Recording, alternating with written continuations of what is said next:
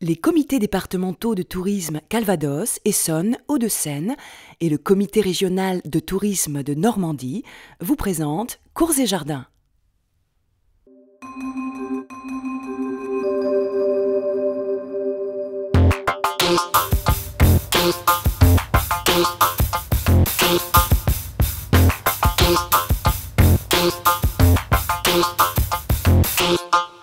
Bienvenue dans Cours et Jardins, le magazine des parcs et châteaux.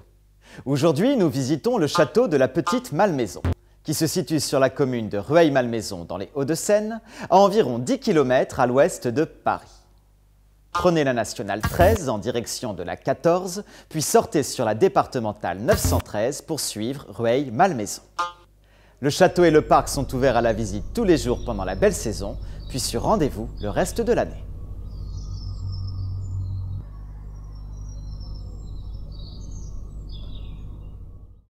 Côté cours, c'est en 1805 que Joséphine fait construire à proximité du château de Malmaison, maintenant musée national de Malmaison, une demeure à l'écart du domaine, la Petite Malmaison. La Petite Malmaison devient alors la promenade favorite de Joséphine, qui y cultive sa passion pour les plantes. Quelques années plus tard, c'est le grand lifting.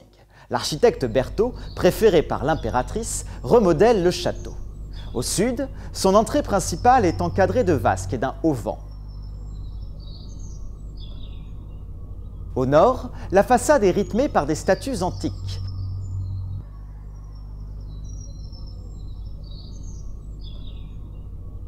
Enfin, à l'ouest, une nouvelle aile est construite pour accueillir dès 1827 la salle à manger d'été.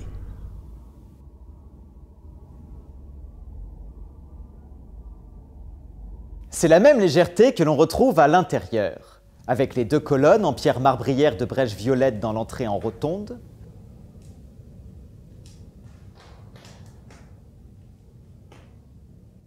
ou encore le remarquable parquet en bois d'ébène et de citronnier, unique pièce du célèbre ébéniste Jacob Desmalter. Dans le grand salon, les 7 fenêtres sont surmontées des tout premiers moulages au monde, reproduisant la frise du Parthénon d'Athènes. Un buste d'Hortense y évoque également la légende de l'impératrice, donnant le prénom de sa fille à la plante Hortensia.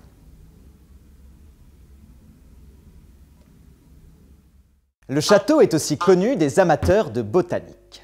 Joséphine y fit construire une serre chaude, tout à fait novatrice pour l'époque. Elle y acclimatait les fleurs de sa Martinique natale. Une maquette de cet incroyable ouvrage, aujourd'hui disparu, est à découvrir sur la terrasse du château. Côté jardin, c'est aussi à Berthaud, à qui l'on doit les réaménagements du parc. Bordé de résineux tels que des cyprès chauves et un bel hêtre pourpre, l'étang reflète les façades du château. En empruntant le pont menant à l'aile sud, on rejoint des parterres de fleurs rares aux pétales colorés. Un bassin décoré d'une jolie marquise ouvre vers une allée. Sa perspective se ferme par un temple de l'amour datant du XIXe siècle. Enfin, un potager récemment recréé termine la promenade.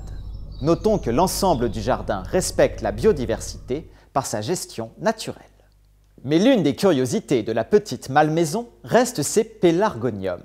Exposés au pied de l'escalier principal, ces plantes ont la particularité de dégager un parfum étonnant quand on touche leur feuillage. Joséphine en avait une importante collection, importée d'Afrique du Sud. Classée monument historique et labellisée zone naturelle sensible, la Petite Malmaison reste encore aujourd'hui un lieu de réception. La famille Czarnecki, propriétaire du château, y accueille des concerts, des événements privés et des expositions.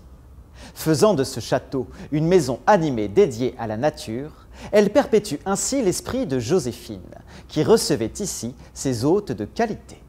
Et c'est bien sûr à la française que vous pourrez visiter ses cours et ses jardins.